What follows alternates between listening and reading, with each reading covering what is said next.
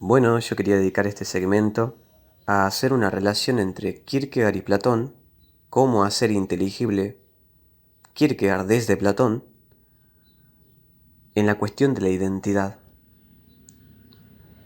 Todo el trabajo del filósofo danés, del angustiado filósofo danés,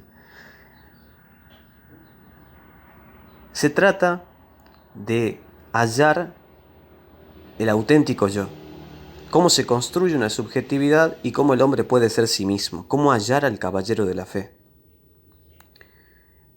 ¿Por qué es importante para Kierkegaard el sí mismo? La autenticidad, que es un concepto que lo va a retomar Heidegger, ¿no? Porque en el contexto, en el que se desarrolla Kierkegaard, era el contexto del panlogismo hegeliano que había absorbido al individuo y lo había llevado a la categoría de idea. Al hallarse en la categoría de idea, como concepto universal, el hombre pierde su identidad, pierde lo concreto de su existencia. Por eso dice Kierkegaard, el hombre es una existencia no reducible a conceptos. Una existencia concreta, no reducible a conceptos. El espíritu absoluto había absorbido todo como macrocosmo consciente, eliminando el microcosmo que es el hombre. Kierkegaard va a hablar de una cierta relación en el hombre. El hombre es una síntesis, una dialéctica, ¿no?, interna, una síntesis entre lo temporal y lo eterno, entre lo finito y lo infinito. Pero el hallar el yo, la autenticidad, solo se puede dar a través de la diferencia. Pero como nosotros, en la lógica, conocemos por semejanza, y Hegel decía ser y pensar es lo mismo, siguiendo Parménides, es imposible hablar del concreto, es imposible hablar de la identidad. Voy a tratar de explicar un poco esto. Cuando yo quiero conocer a Martín, y yo recurro a la idea de argentino, a la idea de morocho, a la idea de petizo, yo no lo estoy conociendo en la identidad, porque la identidad se conoce por diferencia. No lo conozco, yo lo estoy conociendo por semejanza, porque él no es el único argentino, porque él no es el único petizo, porque no es el único morocho. Entonces, cuando yo conozco A y B, simplemente estoy conociendo la semejanza entre A y B, no la diferencia. Y esa semejanza que hay entre A y B se termina convirtiendo en una tercera persona. Ese es el tercer hombre en Platón. Y yo, para conocer la identidad de A, como Martín, y la identidad de B, por ejemplo, Juan, debo conocer la identidad a partir de la diferencia, pero la diferencia me está imposibilitada porque en el acto de conocer yo siempre estoy haciendo analogía. ¿Y cómo hacemos entonces para hallar la identidad? ¿Cómo hacemos primero para hacer inteligible la identidad? Platón dice que la única manera es encontrando la idea más perfecta, aquella idea que no sea inteligible a partir de otra idea. Voy a plantearlo como pregunta. ¿Qué es más perfecto? ¿Una idea que para hacerse inteligible tiene que recurrir a otra idea, o una idea que se hace inteligible, o sea, comprensible a partir de sí misma? Estaríamos de acuerdo en que una idea que se hace inteligible a partir de sí misma es mucho más perfecta que una idea que necesita recurrir a otra para ser explicada. Entonces, Platón, en el Parménides, que es un texto donde destruye toda su teoría del conocimiento, por analogía, casi en la vejez lo escribe, reconoce cuatro ideas fundamentales que están regadas en todas sus obras y que en la escolástica y en el medioevo se conoce como la deducción de los trascendentales, que no lo vamos a hacer ahora, sino que vamos a pasar directamente a las ideas fundamentales. Entre esas cuatro ideas se halla la idea de justicia, la idea de bien, la idea de ser y la idea de uno. ¿Cuál de estas cuatro será la idea que no necesita recurrir a otra para hacerse inteligible? Empecemos por la idea de justicia. La idea de justicia no es la idea más perfecta porque para hacerse inteligible debe recurrir a la idea de bien. Yo no puedo entender lo que es justo separado de lo que es bueno. Entonces, la idea de justicia no es la idea más perfecta. Ahora, la idea de bien no necesita recurrir a la idea de justicia para hacerse inteligible, lo cual podría hacernos pensar que es la idea más perfecta. Pero la idea de bien solo es inteligible, comprensible a la luz de la idea de ser, porque todo lo que es bueno en tanto que es, y el mal es carencia, privación. Entonces la idea de bien solo se hace inteligible a la luz de la idea de ser. Ahora, la idea de ser parece ser la más fundamental en el orden epistemológico y ontológico, ¿no? Porque la pregunta metafísica es por el ser.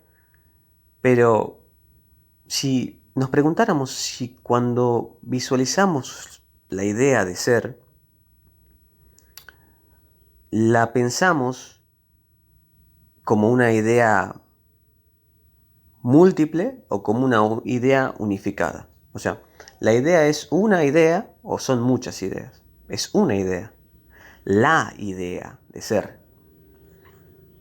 Entonces, la idea de ser parece que tiene que recurrir a la idea de unidad para hacerse inteligible. La idea de ser no necesita de la idea de bien para hacerse entendible, pero la idea de ser sí necesita de la idea de unidad para hacerse entendible. Entonces la idea más fundamental es la idea de unidad. Ahora, la idea de unidad no tiene que recurrir ni a la justicia, ni al bien, o sea, está más allá del bien y del mal. De hecho, hay un libro de Nietzsche que se llama Más allá del bien y del mal, y está más allá del ser, más allá de la lógica. Acuérdense, el ser es y el ser no es. Eso es el principio de no contradicción. Está más allá del principio de contradicción, está más allá del principio de razón. Esa unidad última, que no es, fundamenta todo lo que es. Y en esa unidad se halla la diferencia, porque es una idea que se hace inteligible a partir de sí misma, sin tener que recurrir a otra. Y yo para conocer una cosa debo conocerla por la diferencia, pero como siempre estoy conociendo por semejanza, por analogía, entonces la ontología verdadera es la que reposa en la mística. O sea, lo que hace Platón es inaugurar la mística a través de llegar a lo último de la metafísica, a través de la lógica.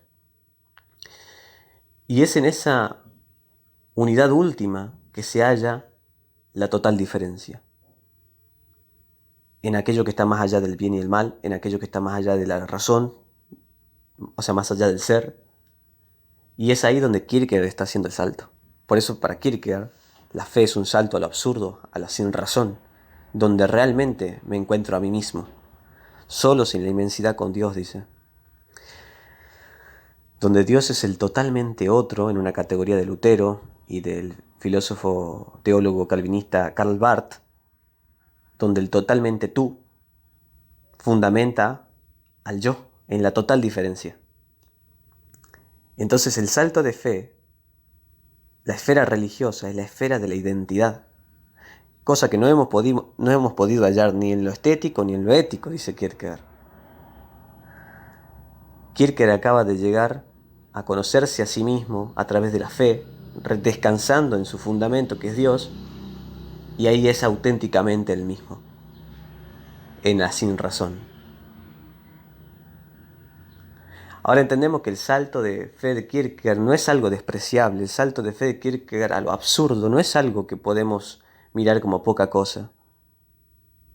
La mística y la lógica van de la mano, y la mística es casi lo último, o mejor dicho, lo último de la metafísica.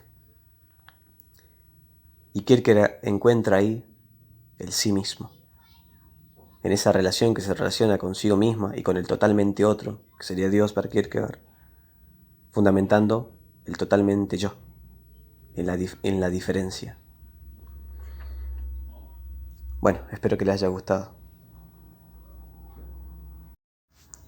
Y que podamos pensar, ¿no?, esas cuestiones de la lógica, esas cuestiones del ser.